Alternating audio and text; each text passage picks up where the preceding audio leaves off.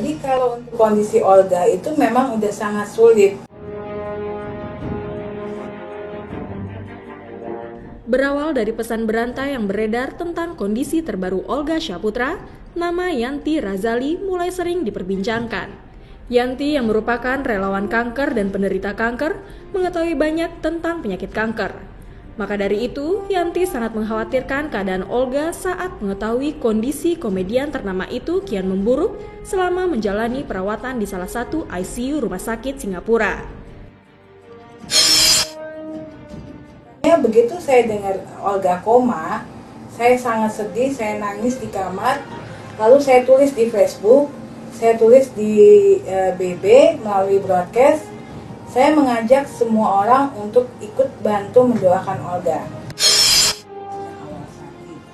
Yanti yang memiliki banyak pengalaman berinteraksi langsung dengan penderita kanker, menilai sejak awal bahwa Olga tidak menderita radang selaput otak atau meningitis.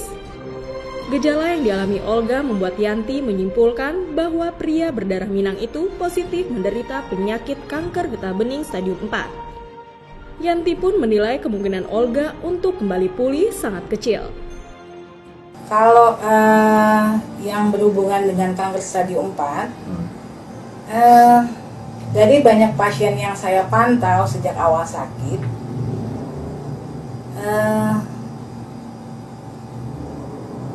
kalau dia sudah sampai koma, dan dari prediksi saya, kanker itu sebetulnya kalau stadium 4 benar-benar hanya mukjizat Tuhan aja.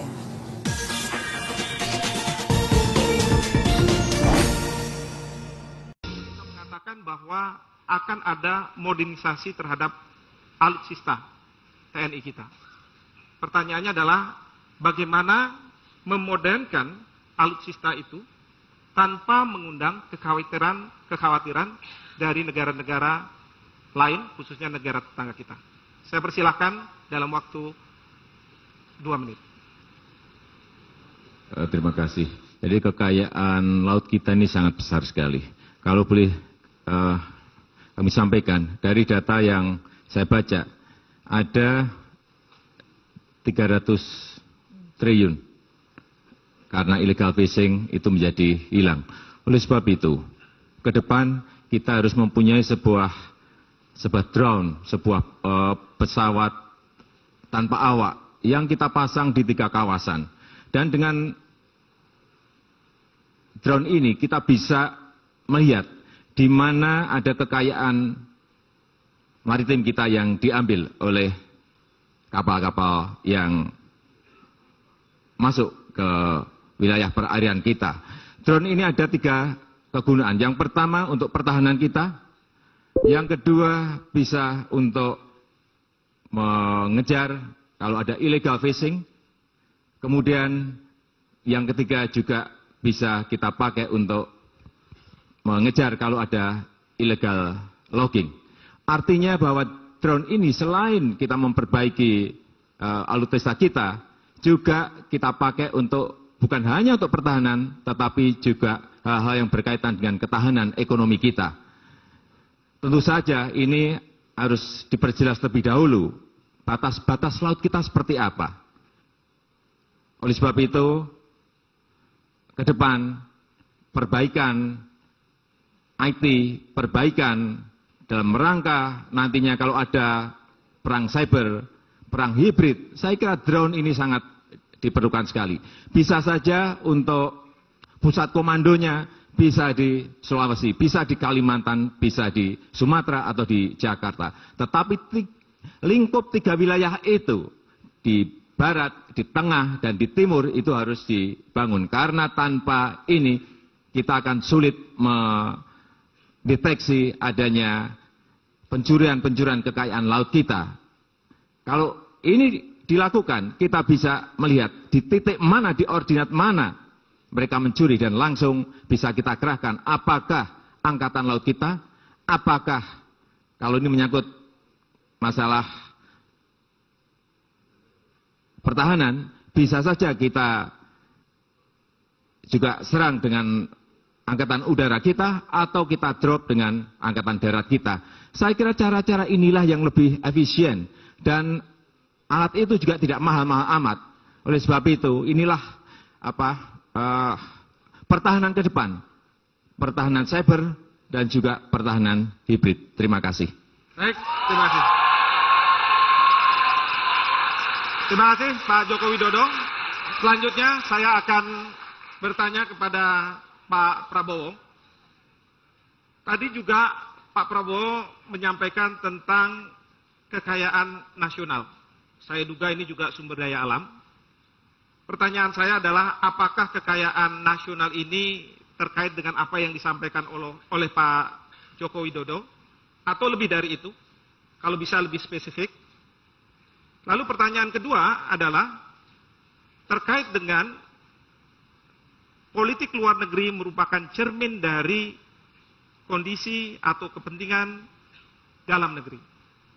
Kalau boleh saya tanya di sini, apa yang menjadi kepentingan nasional kita saat ini ketika kita berhadapan dengan negara-negara yang mempunyai hubungan secara bilateral maupun negara-negara besar yang ada di kawasan. Saya persilahkan. Baik, terima kasih saudara moderator. Jadi yang saya maksud dengan kekayaan nasional adalah seluruh kekayaan yang menjadi milik bangsa Indonesia. Kekayaan tambang, kekayaan di laut dan di darat.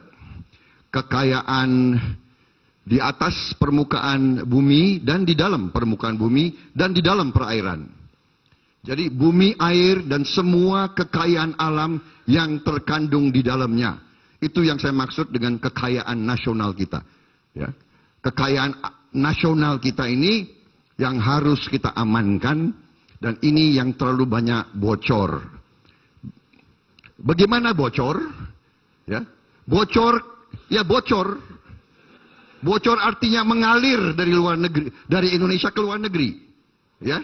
Jadi kalau sebagai contoh, boksit bahan untuk aluminium, kita jual gelondongan sebagai bahan baku. Kemudian kita import aluminiumnya. Itu namanya bocor. Mengalir kekayaan nasional, mengalir keluar. Tidak tinggal di Indonesia. Itu yang saya maksud. Kemudian cermin dari politik luar negeri, cermin dari kondisi dalam negeri. Kalau rakyat kita miskin, kalau banyak huru hara di Indonesia, kalau banyak ketidakpuasan, kalau kita tidak punya kekuatan, pesawat terbang kita kurang, peluru kita kurang, helikopter kita kurang, polisi kita gajinya kurang, hakim kita gajinya kurang. Kalau demikian, kita tidak punya wibawah ke luar negeri. Kita tidak akan didengar, kita tidak akan dihormati. Bahkan sebaliknya, kita akan dilecehkan.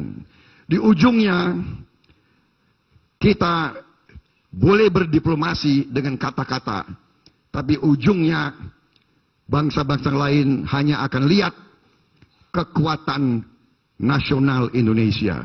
Kekuatan real Indonesia bagaimana. Kalau ada orang yang mengklaim laut kita, bisa nggak kita pertahankan? Kalau ada orang yang mengklaim pulau-pulau kita, menduduki bahkan, bisa nggak kita menangkal mereka dan mencegah mereka? Itu yang saya maksud Pak. Dengan politik luar negeri, cermin dari kondisi dalam negeri kita. Kalau kita lemah di dalam negeri, kita tidak punya nilai tawar ke bangsa-bangsa lain. Kalau kita kuat ekonomi kita, kalau rakyat kita makmur, kita punya kemampuan, baru kita akan didengar dan dihormati. Mungkin kalau kita lemah, kita akan diganggu terus. Kalau kita kuat, kita bisa bertahan. Terima kasih. Dan hadirin sekalian, kita sudah lalui segmen kedua, penajaman visi misi. Selanjutnya kita akan memasuki segmen ketiga, namun setelah pesan-pesan berikut ini.